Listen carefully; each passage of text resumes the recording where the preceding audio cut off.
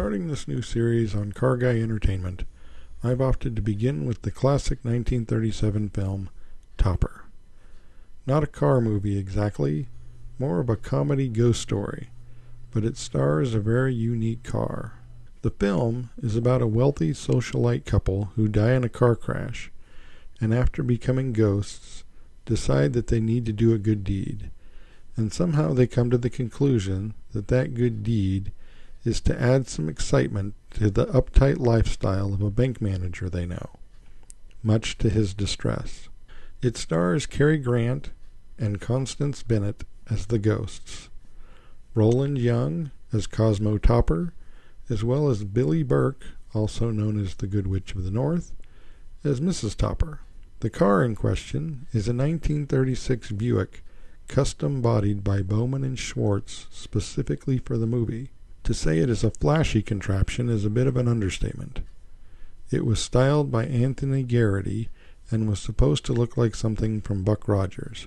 It has no hint of its Buick origins, from the huge pontoon fenders, to the suicide doors, to the unique grille, to the giant tail fin. The movie starts with Cary Grant, or George Kirby, driving with his feet while sitting on the back of the seat. Naturally, most of the driving in the movie is done with rear projection. But after a night of partying and club hopping, the couple heads off to the bank, where George Kirby is supposed to participate in a board of directors meeting first thing in the morning. So they decide to just sleep in the car on the street, in spite of the objections of a passing police officer. After the board meeting, they go racing down some back road, or possibly it's a main road. It's really hard to tell in those days, as roughly 1/3 of all primary roads were still unpaved. But they crash the car. After the couple discover that they are ghosts, the movie skips forward to after the car is repaired and presented to Mr. Topper as an estate asset to deal with, which means to sell.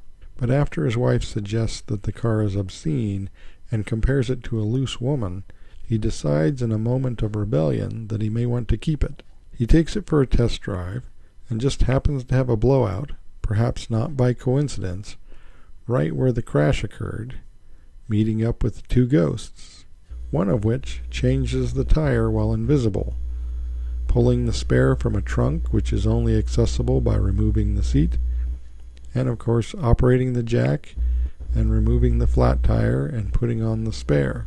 They then continue the gag while driving the car while invisible, a stunt performed by using hidden secondary controls. From there on, the movie goes on to focus primarily on the ghost disrupting Topper's life. But as the movie is coming to a conclusion, the three main characters crash the car on the same corner yet again, bringing the whole series of events full circle. If you haven't seen the movie, I would recommend it. Not only is the movie an entertaining classic, but the car itself is a must-see.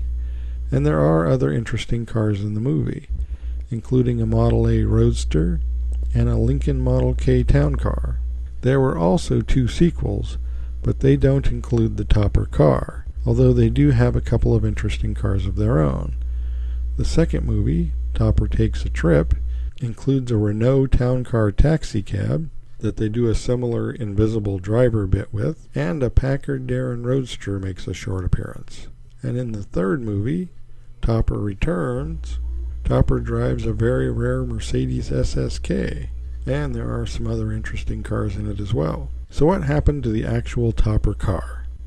In 1939, it was sold to the Gilmore Oil Company, who changed the front-end styling to improve cooling at slow speeds so it could be used as a promotional item in parades and such. And naturally, they repainted the car in company colors. When Mobil took over Gilmore, the car continued on as a promotional item. The car would then be restyled again in 1948 with a new interior and an aircraft-inspired grille.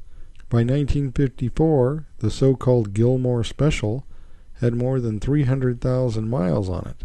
So the body was transplanted onto a new Hemi Chrysler chassis, and Cadillac fin taillights were added, more flowing fenders, as well as a bigger windshield and heavier bumpers. Not long after that, it ended up in the Movie World Museum, where it remained until 2006. At that point, it was purchased by the Peterson Museum at auction for $135,000, where it remains to this day. And it may be mostly forgotten now, but considering its unique styling and that it spent decades as one of the all-time most famous movie cars, I can't understand how there haven't been replicas of it in its original form. Perhaps someday there will be. Until then, we will just have to settle for seeing it in the movie. As always, thanks for watching. Don't forget to like, subscribe, and comment below.